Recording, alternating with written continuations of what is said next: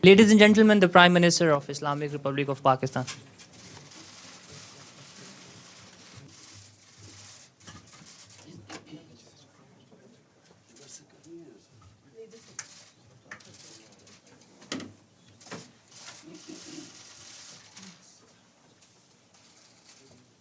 On?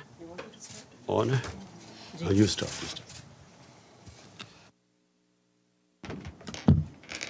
So, Assalamu alaikum and a very good afternoon, everyone. It's my great honor to have Prime Minister Imran Khan and Foreign Minister Shah Mahmood Qureshi today addressing a presser at the UN. So without much ado, I will hand over to the Prime Minister. Bismillah ar-Rahman ar-Rahim. The main reason I came to attend the United Nations General Assembly was to highlight the plight of people of Kashmir.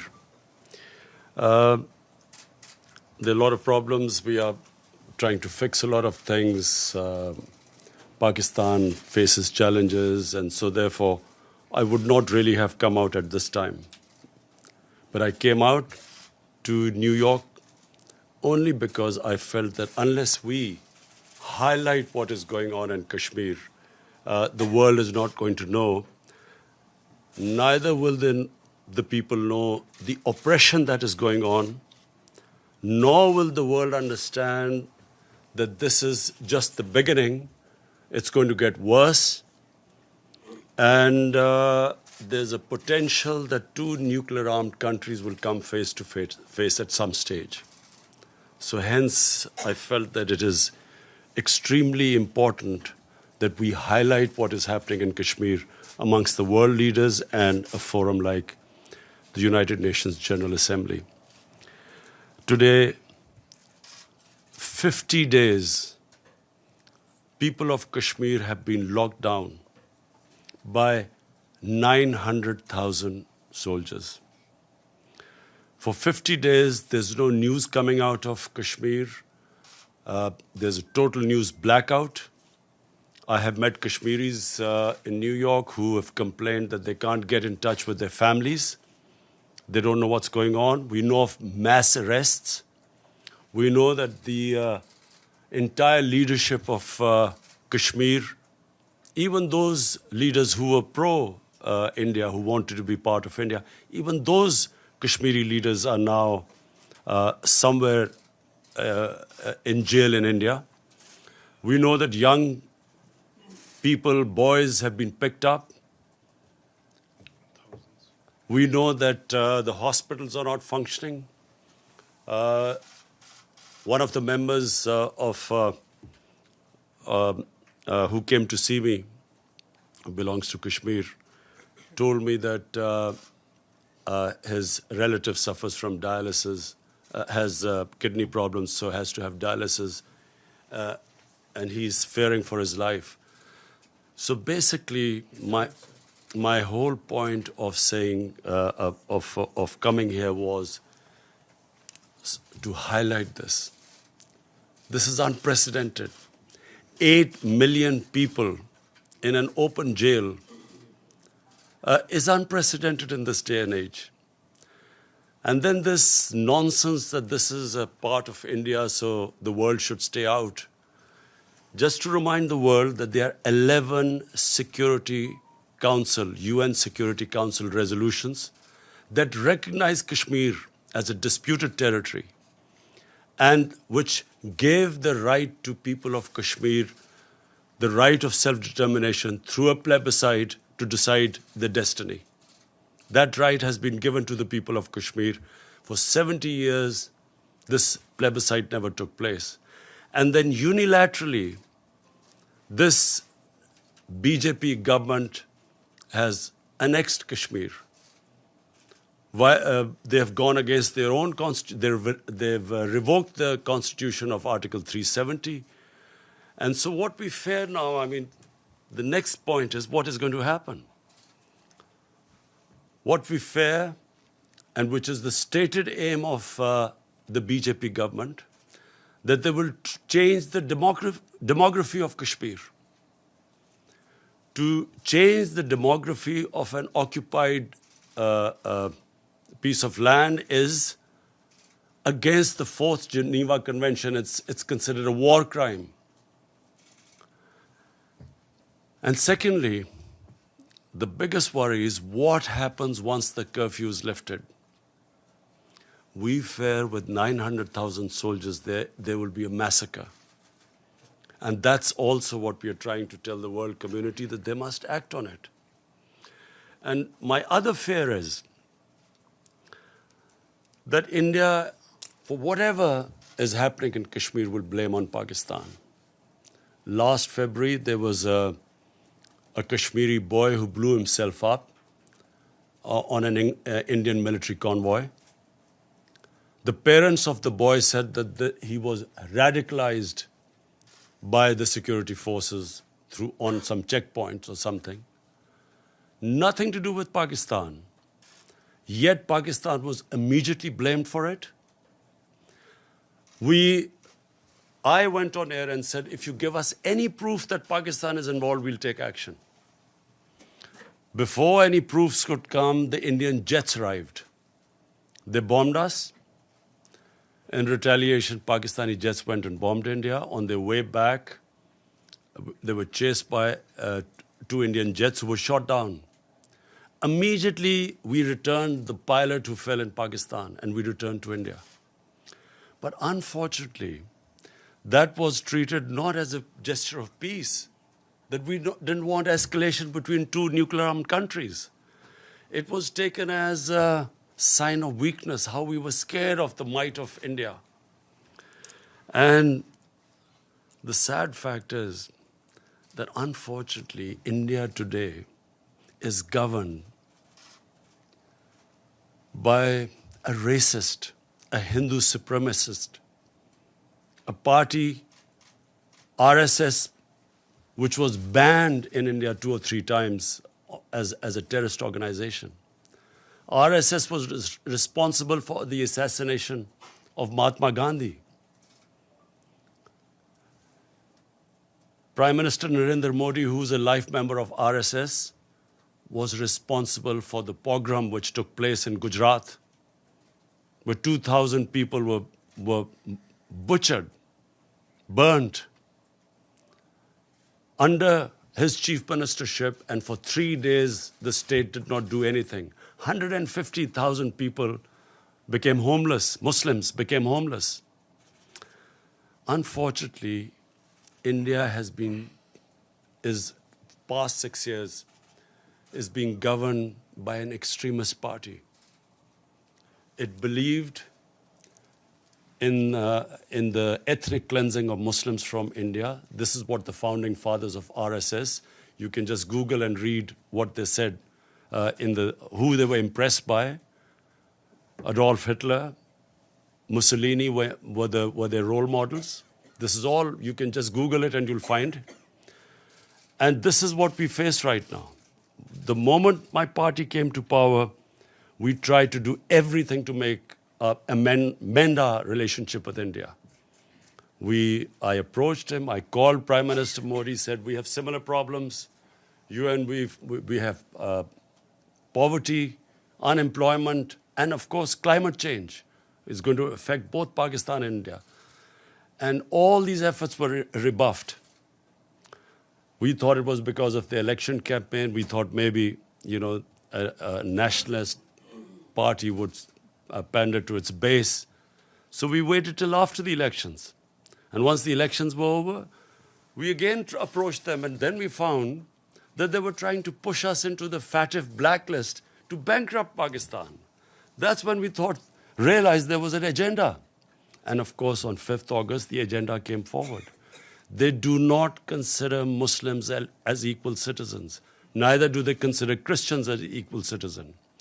They do not believe in the Nehru-Gandhi secular, plural Indian society. India is changing, has changed in the 6 years. I know India. I have friendships. I know through cricket. I know the India of Nehru and Gandhi, and I know what is going on now. So I'm alarmed, and I think the world leaders need to know. I've spoken to the world leaders. I've spoken to President Trump. I've spoken to Boris Johnson, the British Prime Minister. On telephone, I've spoken to Angela Merkel, to President Macron of France. I've spoken to the Muslim leaders. And this is the time for world to act before this goes too far. Because this is the first time after the Cuban crisis, two nuclear-armed countries are going to come face to face. And what we fear is already the statements that are being given, that terrorists are being lined up on the borders of Kashmir, waiting from Pakistan to go inside. What sort of a nonsense is this? What possible benefit is Pakistan going to have now sending in terrorists when there are 900,000 security forces there? All that will happen is that there will be more oppression on the people of Kashmir. Why would we want to? What will we achieve from that except Pakistan will be blamed, and secondly, there will be more oppression of the people of Kashmir. But this is typical. I've heard Prime Minister Narendra Modi talk about this, that Pakistan should stop terrorism. What is worse than this sort of state terrorism that is going on? How can anyone justify 8 million people locked up inside? What justification could there possibly be for this? For 50 days? Meeting cancelled here. Anyway, I hope that, by the time I leave here, I will be able to apprise everyone of the situation. I also want the United Nations they have a responsibility. After all, it is the United Nations Security Council resolution that gave the Kashmiris the right of self-determination. And what is happening to them right now, responsibility lies on the United Nations too.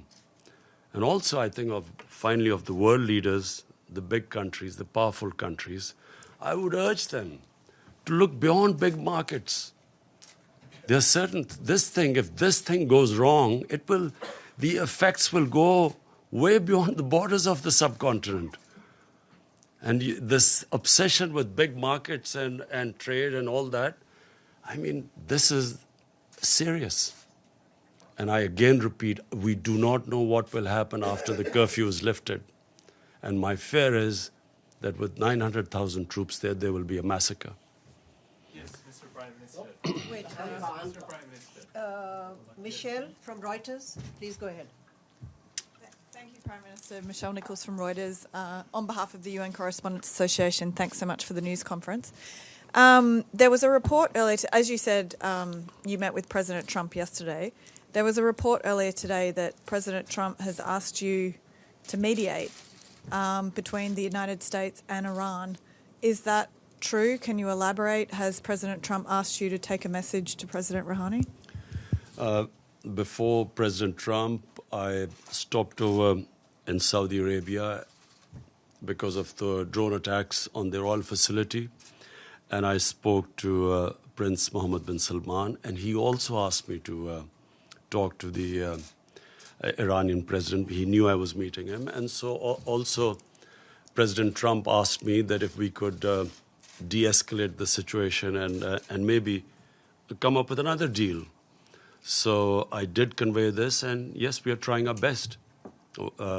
It's an ongoing thing, so I can't reveal more than that. So, sorry, just a quick follow-up. So, yes, you are now mediating between the United States and Iran. And when did you speak with President Rouhani? I immediately spoke to President Rouhani yesterday after the meeting with President Trump. But I can't say anything right now more than this, except that we are trying and mediating. So how do you think the situation can be de-escalated? I'm hoping that, that there is no conflict. You see, I do not believe that conflicts actually resolve anything. We have the situation in Afghanistan, and here's me on record saying that I was anti this the whole war in Afghanistan and Pakistan becoming part of this war. And I was told both times that, look, the war in Afghanistan will be over in a few weeks, and Pakistan will only be involved in it for a few weeks. So, 19 years down the line, we have a situation. Again, by the way, we are still hoping. I've spoken to President Trump. We are trying now to get the talks restarted between Taliban and the Americans. And hopefully, if the deal is signed, which was almost about to be signed, then I would try and meet the Taliban to convince them to talk to the Afghan government then. Because until now, that's where the hitch was. Taliban were talking to the Americans, but not to the Afghan government. So Pakistan is affected by this, by all the turmoil in Afghanistan. We desperately want there to be peace, also for the sake of people of Afghanistan. Also, this would be a tragedy for not just Pakistan, but for all developing countries with their budgets being affected if this war takes place and the oil prices shoot up. It's going to cause much more poverty, so we'll try our best in both cases. Thank you. James, Al Jazeera, and after this, if I can't identify somebody, please identify yourself before you ask a question. James, go ahead. James Bays from Al Jazeera. On Kashmir, I've heard absolutely everything you've said, but I still want to ask this question. You're here in New York. Prime Minister Modi is here in New York. You both had meetings with President Trump. Is there a possibility of face-to-face diplomacy? Is there a chance for diplomacy on Kashmir? Look, before 5th August, Pakistan tried everything. I spoke to President Modi too, saying we have similar problems. Our problem is poverty, above anything. The responsibility of the head of state above anything is to get people out of poverty. And conflict is one that creates poverty. And sadly, as I said, there was no response. Now, after the 5th of August, I'm afraid what is the point of talking now? What they had done to Kashmir, unless and until they lift the curfew and then restore that Article 370, there's no chance of talking. So that's why we've asked President Trump and other world leaders to intervene. The lady in pink right here. Thank you very much. Mr. Prime Minister, you're a man of enormous sophistication, and you're aware, I know, that there are very often forces behind the kinds of conflicts you're facing now. You have mentioned the Security Council. Now, one of my concerns, if this issue becomes before the Security Council, is there has been a tendency to attack Islamic countries, Iraq, Libya, and now Syria. And wouldn't it be risky to get the Security Council, with its multiple interests conflicting, involved in this? What would your expectation or hope be? Look, if ever the Security Council has to move, it's now. And I'll say for two reasons. One, the people of Kashmir are suffering simply because the Security Council could not implement its decision to allow them the right of self-determination. The 11 resolutions. So it's their responsibility. 8 million people are locked inside for 50 days. It's inhuman. So what is the Security Council for then? Second, this has a potential of the unthinkable. 2 nuclear-armed countries face to face. Surely the Security Council came into being to stop this. This is as bad as it gets. Yeah. So here's me. The reason I started by saying I would not have come out of Pakistan because, we are just about coming out of a really difficult economic situation and governance issues and fighting a corrupt mafia. I would not have come here. But I'm alarmed because here's me. There's one prime minister that side, there's one this side. A sane mind can't think of a nuclear war. No sane mind can think of it. We grew up after the Cuban crisis, and all of us sort of knew that the Cold War war was there because the other war was unimaginable. But when you have what you have in India right now, and I say this who knows India, this is an ideology, a racist ideology, which believes in the supremacy of a Hindu race. The other races are not supposed to be equal. How do you reason with them? How do you reason with what they've done in Kashmir? I mean, would you expect a civilized society to do what they've done? I'm locked in, 8 million people. So therefore, I'm worried that if this goes on, there can easily be a miscalculation. And that's why the United Nations must act. Mr. Prime The lady in the white suit at the back, please identify yourself. We'll come to you, Mateen, in a minute. Let's just take some ANCA members. Thank you very much. My name is Nazira Azim Karimi. I'm Afghan journalist. Mr. Khan, as Afghan people have a high expectation because you're peace ambassador, you are very famous soccer player. No. Cricket. Ball game, more or less the same. Ball is involved. Very famous. As a peace ambassador, which role Pakistan should play to bring Taliban and the table to make negotiation with the Afghan government? What is the reason why they don't want to talk with Afghan government? Thank you. Well, this was a sticking point, as you're right, that the Taliban were willing to talk to the Americans, but not to the Afghan government. And at one point, the Taliban wanted to meet me, but I asked the Afghan government, and they asked me not to meet them. So the reason they said was that until President Ghani came to Pakistan, only then afterwards I should meet them. So I was planning to meet them once they had signed the deal with the Americans, and I would have met them for only one reason, that they should now talk to the Afghan government. But unfortunately, on a tweet, we found out that the deal was off. But, it's very sad because that was very close. And once the deal was made, then, the progress would have been made. But let me just be clear. There is no military solution, which is what I've been saying for a long time. And once the Afghans get together, they will find a solution. It must be, if the government sits down with the Taliban, they'll find a solution. But it's a question of getting them there. Iftikhar, APP. Thank you, Mr. Prime Minister. Iftikhar Ali from Associated Press of Pakistan. For weeks, you have been calling for lifting of siege in Union-occupied Kashmir. And in this connection, you have met representatives of international humanitarian organizations. What is it that prevents them to carry out their mandated task of providing relief to the Kashmiri people and to visit the prisoners, which they are mandated to do?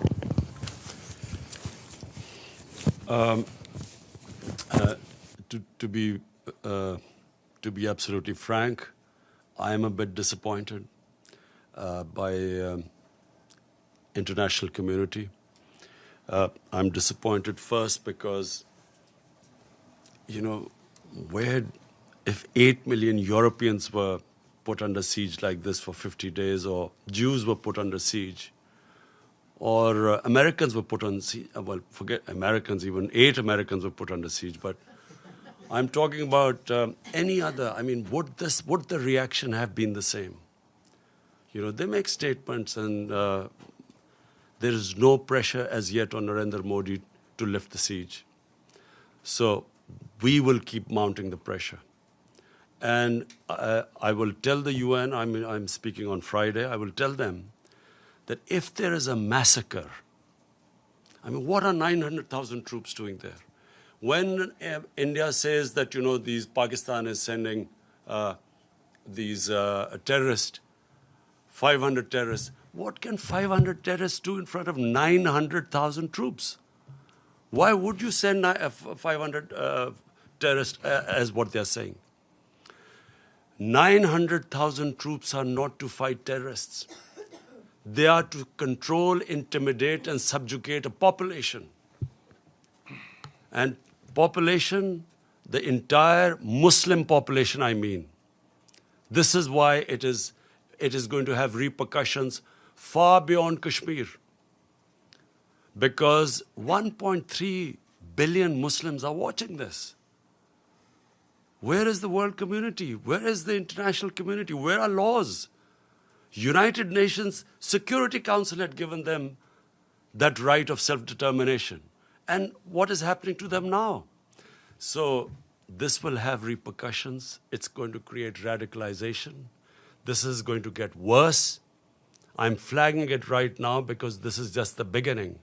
Once the curfew is lifted, God knows what is going to happen after that.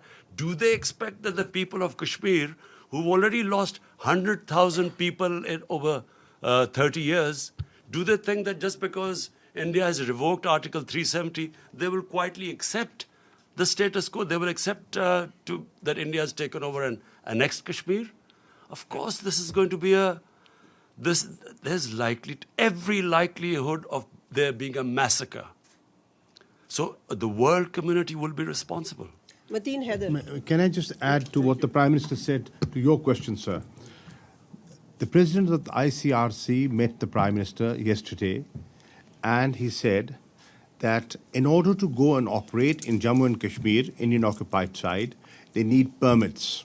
They've applied for permits, and they have neither been refused nor been given permits. So practically, they're inaccessible.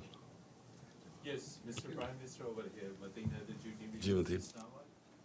So you just expressed disappointment over international community's cold response. But you are saying at the same time you are making all efforts, meeting world leaders. What is the reason India is unmoved? And when you met President Trump, again he said that he is ready to mediate if requested. So when he will be requested, and second part of it, how serious is the threat of attack or adventure from the Indian side, and what is your defense preparation? Do we have the capability to thwart any possible aggression from India with full force? Thank you, Mr. Prime Minister. Look, I'm disappointed because I really feel, now, not as a Pakistani Prime Minister, as a human being, I feel disappointed that how can the world community stay quiet when 8 million people are being treated worse than animals? It's just simply disappointment coming from there. Secondly, I know why the response is lukewarm, and I know why Mr. Modi is not pushed at the moment.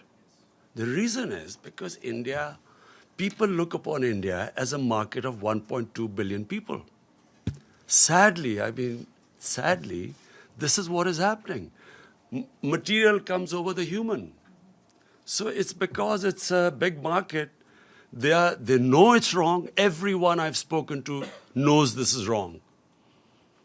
Some are appalled by it. But they keep quiet because in the end they start thinking of a market. But my simple message to all those who are looking at a big market, this can go very wrong. To your point, to your second question, last time when they made Pakistan an excuse for this, a boy brutalized by the Indian security forces who blew himself up, they blamed Pakistan and bombed us.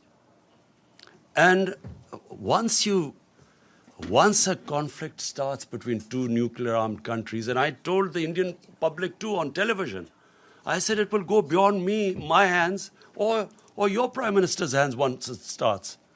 Who knows where it's going to end up? So it's madness to allow this whole situation to deteriorate further, because it's only going to deteriorate.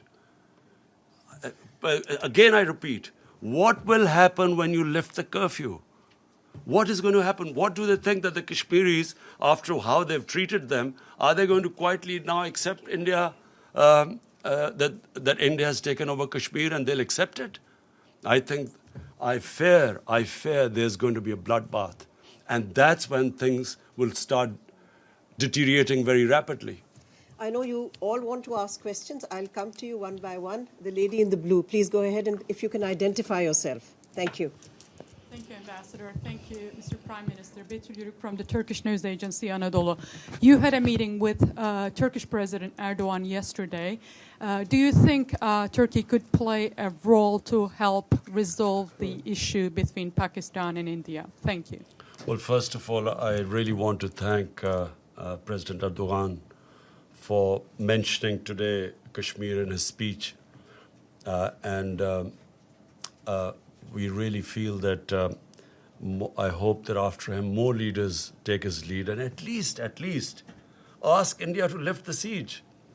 We have a very, very good relationship with Turkey, and President Erdogan is coming over to Pakistan next month, which we hope to receive. We hope to increase our trade, all sorts of, we're going to have financial agreements with Turkey. And yes, we are very thankful that the President has taken a very principled stand. Please go ahead. We'll come to you, sir, in a minute. Thank you. Thank you for the press conference, Mr. Prime Minister. My name is Ibtisam Azim from the Daily Arabic Al-Arab Al-Jadid newspaper. My question to you is, you said that you will keep mounting the pressure. Could you tell us which steps are you going to take? And then to which extent are you afraid that the situation of Kashmir will be very similar to what's happening in the occupied Palestinian territories, where you have a lot of resolutions, a lot of sympathy, but on the ground there is no concrete steps to help the local people. Thank you very much. You see, just like until the Palestinians are given a just settlement, there will always be a problem there. But, you know, of course, Israel is very powerful and probably at the peak of its might. And so for the time being, they've put a lid on it. But eventually there has to be some settlement there, with a just settlement where the Palestinians have a homeland. I think that Kashmir is going to be a bit different. For 30 years, people of Kashmir have wanted this freedom movement has grown.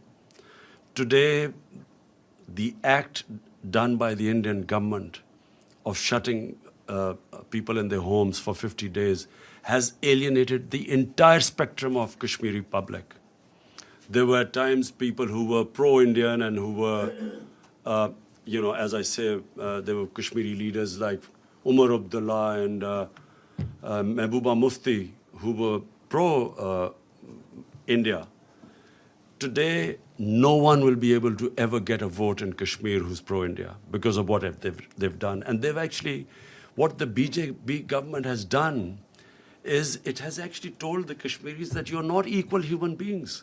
They do not consider them human beings. Only, hence, a mindset can put people inside what they've done. And not thinking through what happens once the siege is lifted. I do not think Narendra Modi knows what's going to happen. The gentleman right here. Yes.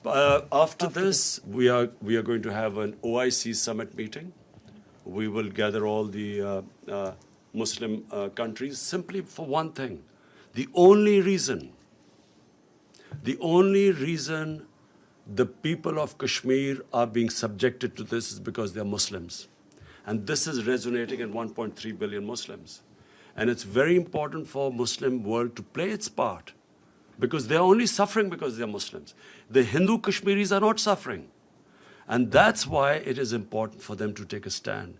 Because if the Muslim countries don't take a stand for whatever reason, for their own trade or whatever agreements, that's what leads to radicalization when the governments do not express the wishes of the people and when they see injustice. So I hope that, the Muslim countries, we will have the OIC meeting next month. Joseph Klein of Canada Free Press.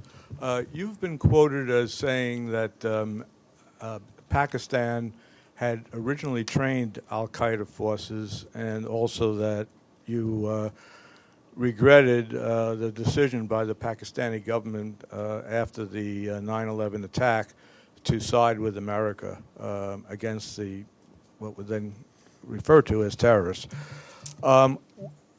what assurances have you given to President Trump that Pakistan will indeed help in the fight against terrorists, including within Pakistan, that are aligned with the Taliban? Because I believe the second in command in the Provisional Transition Commission or Council that was being considered has significant ties with the terrorist organization in Pakistan. So what kind of assurances are you willing to give? Let me, what I said, and let me explain it in the exact context which I spoke. 1979, the Soviets invaded Afghanistan. 1980-81, the Americans decided to back Pakistan, to back the freedom struggle in Afghanistan. And in 80s, then jihad was declared against the Soviets, and Muslims from all over the world were invited to participate in the jihad, means a freedom struggle for Afghanistan against the Soviets. Amongst them were Al-Qaeda. All these different organizations, Mujahideen groups, all arrived in Pakistan to defeat the Soviets in Afghanistan. And of course, Pakistan trained them, but they were funded by the Americans, by the Western countries, because all the Western countries backed the Afghan jihad. So my whole point was that then Mujahideen, who were doing, the Russians would call terrorism, but then we would call them freedom fighters. They were trained in the art of guerrilla warfare, which the Russians called terrorism. And so when the Soviets left, my whole point is that the United States also packed up and left. And we were left with the groups. So I was just explaining how come when they talk about Pakistan having these groups, this is how we ended up having the groups. If it would have been, which is what we hope now, we hope that there's a proper transition from Taliban, from when the Americans pull out of Afghanistan, we hope there's a transition to a proper political solution rather than just packing up and going as happened in '89. There will again be chaos in Afghanistan. So my whole point is that when they left, chaos happened in Afghanistan. Pakistan had the fallout. We were left with these groups, all dressed up and nowhere to go. And we were blamed in the end.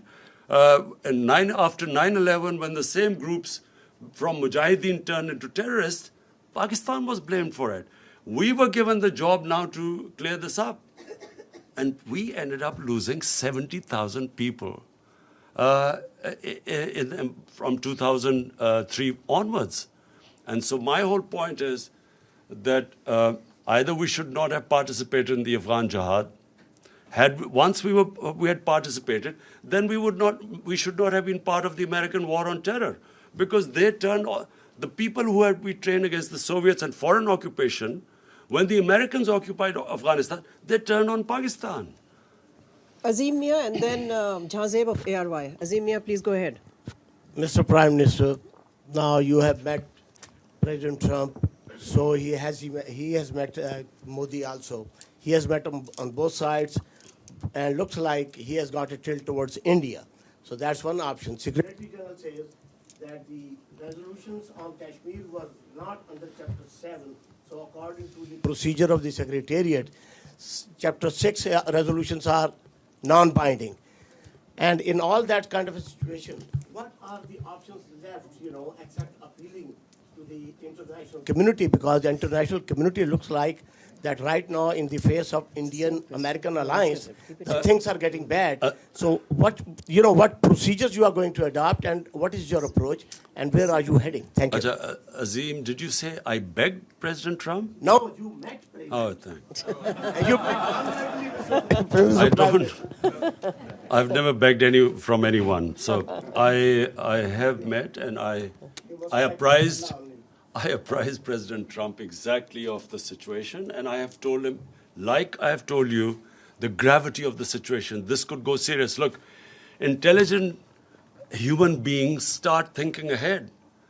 I mean, you have to think of the hope for the best, but you should be prepared for the worst. The worst scenario in this is unthinkable. Normal human beings do not think of that. And so therefore, it is my job to tell them, in my opinion, things will deteriorate. We will keep them apprised. At least we have informed the world community what's going on. And as time goes on, and I fear that this is going to end up in a massacre, at least we will be able to tell the world community. And if India blames Pakistan for this, then at least the world would know about it. Previously, it was anything that happened in India. Look, what has been going on in the past? After 9/11, you used that magic word, Islamic terrorism, and all humanitarian rights were waved aside. You could do whatever you like with the people, provided you could term them as Islamic terrorists. And this is exactly what Narendra Modi is doing. This near genocide which he's about to commit, he's blaming it on Islamic terrorism, hoping that he'll get away with it. And that's why it's important for us to communicate with the Western world and civilized world and tell them what is happening. That's why we're telling them, send your own observers and find out what's happening. If India has nothing to worry about, and guess what the excuse of shutting down, putting people under curfew and shutting them in their houses for 50 days, the excuse is that this is to develop Kashmir. This is for prosperity of Kashmir. This is what the Narendra Modi position is. So it's important for us to tell the world, and I know now, I'm satisfied that at least everyone knows. I've apprised all the major world leaders of the situation in Kashmir. The follow-up question is... No, Azimia. No, Azimia. No, there are other people who want to ask a question. Go ahead, Jazeb. Thank you, Ambassador Malia. This is Jazeb Ali from Airline Institute, Pakistan. Prime Minister, like President Trump, Secretary General of United Nations also offered to mediate between India and Pakistan on Kashmir issue. On Kashmir issue. So, sir, you still have to beat him. Sir, will you comment on the role of United Nations? I mean, United Nations also failed to implement its own resolutions for the last many years. So, in your opinion, what's the reason for that? Thank you, Jazeb. Ji, Jazeb, inshallah, you will see that this issue is not now going to die down. You will see in time. Don, Anwar Iqbal or Masood Haider, you decide amongst the two Anwar. of you. Huh?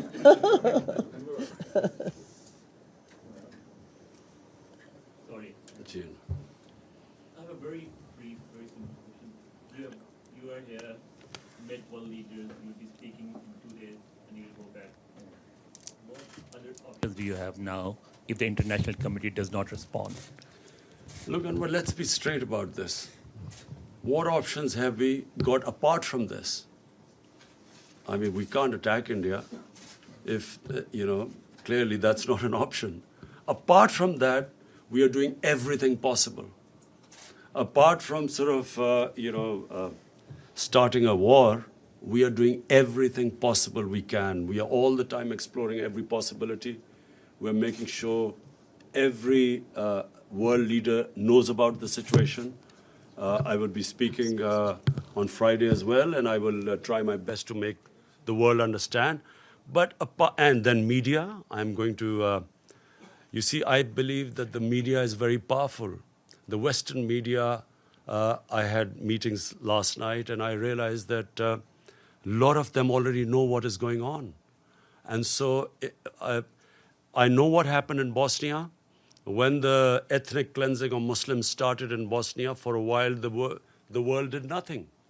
But the media put such a pressure that eventually the world had to do something. And I believe that in Kashmir, it's exactly the same thing will happen.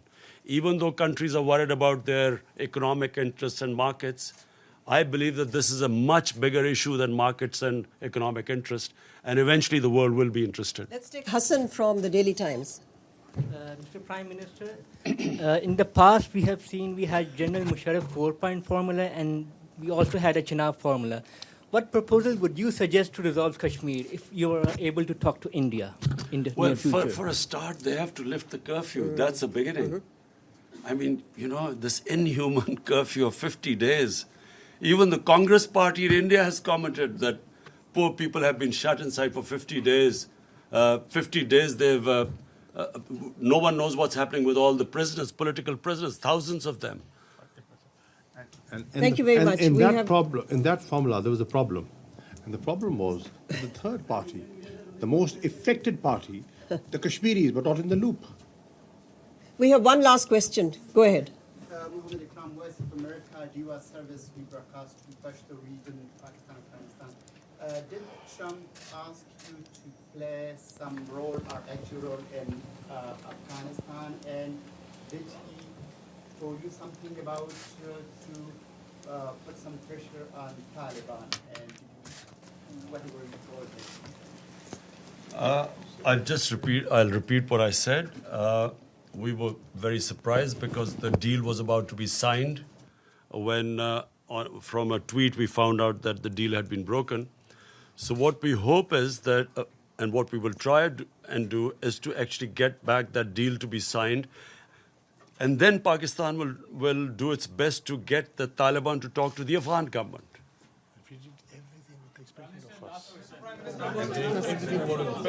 done. We're done. Prime Minister, as we know that there is no word of disappointment in your dictionary. Really appreciate as you have conveyed Pakistan's narrative loud and clearly across the world. During these days, you have met with different head of states, including Donald Trump. Now, in your opinion, what they are thinking and how much they are convinced? If no mediation, then what next? Look, the disappointment is not because I think that people of Kashmir, I feel that what Narendra Modi has done, he has boxed himself into a blind alley. There is nowhere for him to go from now onwards except a general massacre of people of Kashmir when the curfew is lifted. There's no other way for him to go.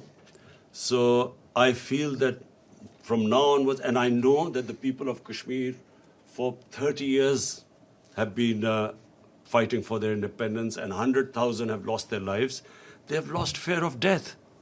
When a population, and you're talking about not a few thousands, 8 million people, when they lose fear of dying, and freedom becomes much more important than living a life of slavery, I don't think that he will be able to stop this now.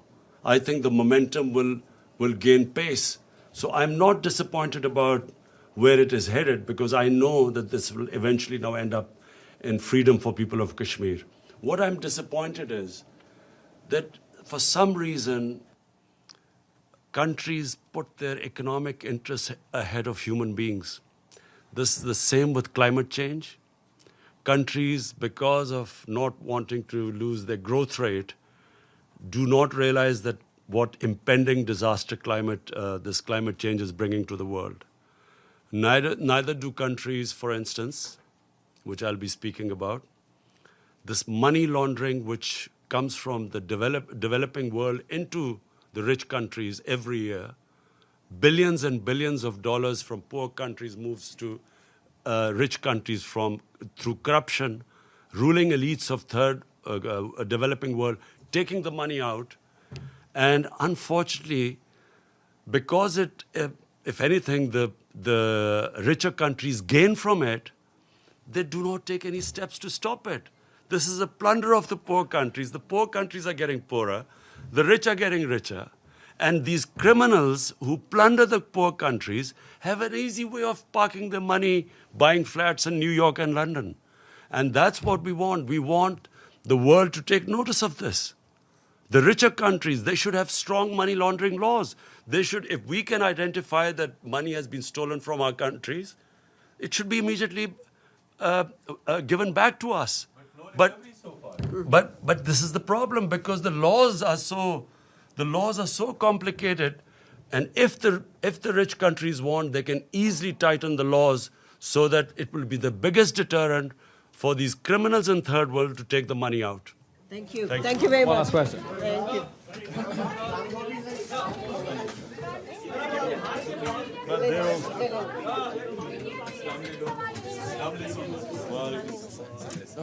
है वो allowed तो होता नहीं है फिर Pakistani media कहाँ allow करते हैं? नरेंद्र मोदी के उसमें India media is third grade. मसला हल करे ना इंडिया.